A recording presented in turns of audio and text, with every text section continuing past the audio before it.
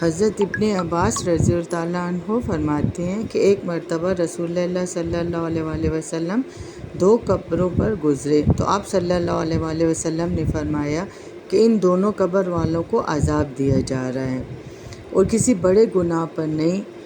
ایک تو ان میں سے پیشاب سے احتیاط نہیں کرتا تھا اور دوسرا چغل خوری کیا کرتا تھا۔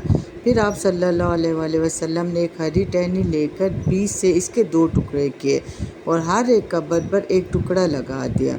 لوگوں نے پوچھا یا رسول اللہ صلی اللہ علیہ وآلہ وسلم آپ نے ایسا کیوں کیا؟